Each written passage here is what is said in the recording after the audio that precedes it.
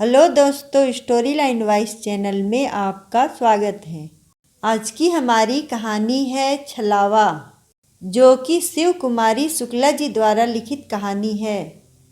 आकाश जैसे ही घर में घुसा, उसे जोर जोर से बोलने की आवाज़ सुनाई दी। वह वहीं ठिठक कर सुनने लगा। अवनी माँ को बुरी तरह से लताड़ रही थी और एक ही बात बार बार दोहरा रही थी कि वह उन्हें इस घर में नहीं रहने देगी, वह उनके साथ नहीं रह सकती। बेचारी आशा जी रो रो कर पूछ रही थी कि बहू, तुम्हें मेरे से परेशानी क्या है, क्यों नहीं रहने दोगी।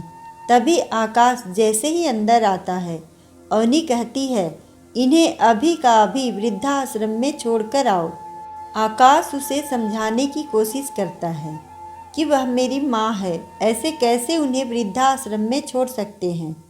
अवनी, मैं कुछ नहीं जानती, जल्दी से जल्दी इनकी व्यवस्था कर दो। आकाश, हाँ कुछ समय तो दो। अवनी शांत होती है और चाय बनाने चल देती है। आकाश मन ही मन बहुत दुखी हो रहा था कि जिस माँ ने पिता के न रहने पर माँ बाप दोनों का फर्ज निभाया, मुझे पाल पोस कर इतना बड़ा किया, पढ़ा लिखा कर इस काबिल बनाया कि आज मैं अपने पैरों पर खड़ा हूँ, अपना परिवार पालने में सक्षम हूँ, तो माँ को इस उम्र में परायों के बीच कैसे छोड़ दूँ? क्या वे मेरे बिना रह पाएंगी? उसे समस्या का कोई समाधान नहीं मिल रहा था और इधर अवनी रोज अपनी जिद पर अड़ी थी। इसी बीच अपने ऑफिस के काम से उसे सप्ताह भर के लिए टूर पर बाहर जाना पड़ा। अवनी ने इस मौके का लाभ उठाकर माँ को वृद्धाश्रम में भेज दिया। वे रोती बिलखती रहीं कि आकाश को तो आ जाने दो, पर उसने एक न सुनी। लौटने पर आकाश ने घर में माँ को न देखकर पूछा, माँ कहाँ है?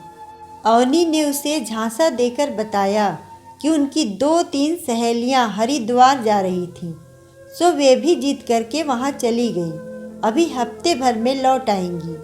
जब आकाश ने ज़्यादा पूछताछ की तो वह बोली, मैं उन लोगों को नहीं जानती, माँ ने जिद की तो मैंने भेज दिया।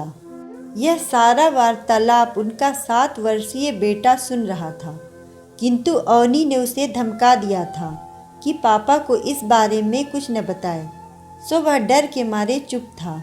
जब हफ्ता बीत गया, माँ न आई तो आकाश को चिंता हो गई। अवनी ने उसको बड़ा खूबसूरत झांसा दिया था, ऐसी सोच थी उसकी और वह अपनी सफलता पर खुश हो रही थी। किंतु बेटा दीपू बहुत ही उदास रहता एवं हर समय भयभीत सा नजर आता। आकाश जब भी माँ के बारे में पूछता, वह झट से कह देती, माँ ठीक है, कल फोन आया था, पर माँ मुझसे बात क्यों नहीं कर रही है। काम की व्यस्तता के चलते वह ज़्यादा कुछ नहीं पूछता। जब 2 दिन और निकल गए तब उसको चिंता हुई और वह अवनी से बोला, मुझे माँ का नंबर दो जिस पर वह बात करती हैं, उन्हें तुमने कौन सा फ़ोन दिया है। अब अवनी गोलमाल जवाब दे रही थी कि उन्होंने पड़ोस में किसी का फ़ोन लेकर बात की थी। जब आकाश ने कड़ाई से पूछा कि किसके यहाँ फ़ोन आया था, अवनी कोई स्पष्ट उत्तर नहीं दे सकी। तब आकाश को उस पर शक हुआ। वह बोला, ठीक है, मुझे तुम उनका पता दो, मैं शाम की गाड़ी से हरिद्वार के लिए निकल रहा हूँ, कहीं बीमार न हो गई हूँ, मेरा मन बहुत बेचैन हो रहा है। और उनके नाम पता भी बताओ जिनके साथ वो गई हैं, मैं उनके परिवार से मिलता हूँ जाकर। अब अवनी कुछ देर चुप रहकर बोली, मेरे पास किसी का नाम पता कुछ भी नहीं है। आकाश, फिर ऐसे कैसे तुमने माँ को उन अनजान लोगों के साथ जाने दिया? तुम मुझसे फ़ोन पर भी तो पूछ सकती थी। अवनी निरुत्तर थी। वह शाम को निकलने की तैयारी करने लगा। दीपू चुपचाप सब देख सुन रहा था। वह जानता था कि दादी वृद्धाश्रम में है, किंतु माँ के डर से चुप था। जैसे ही उसके पापा घर से बाहर जाने लगे, वह उनके साथ हो लिया।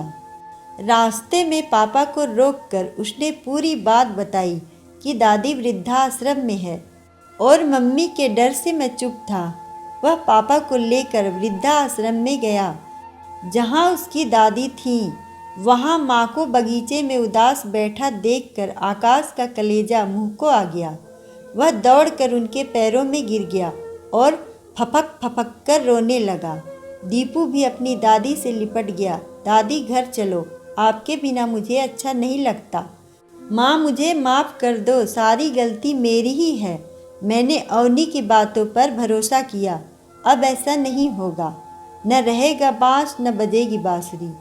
आज अभी जाकर मैं उसे उसके घर भेज दूंगा। माँ प्लीज़ उठो, अपने घर चलो। वह माँ को लेकर घर आ गया। माँ को देखकर अवनी अचंभित हो गई कि आकाश को वृद्धाश्रम का पता कैसे चला। दीपू के मुस्कुराते चेहरे को देख अवनी समझ गई कि यह सब दीपू का ही करा धरा है।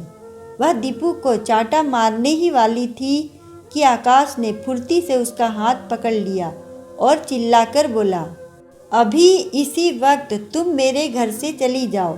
मैं और मेरा बेटा माँ के साथ हंसी खुशी रह लेंगे। अब यहाँ तुम्हारे लिए कोई जगह नहीं है।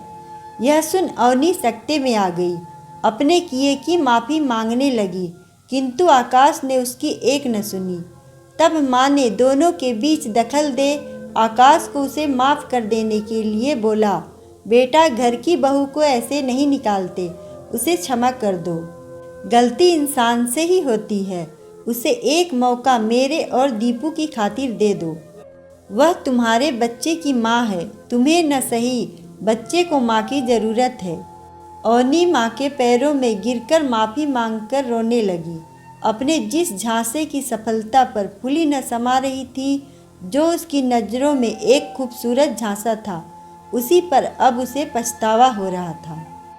अगर आपको कहानी अच्छी लगे तो वीडियो को लाइक करें, चैनल को सब्सक्राइब करें और कमेंट में बताएं कि आपको कहानी कैसी लगी। धन्यवाद।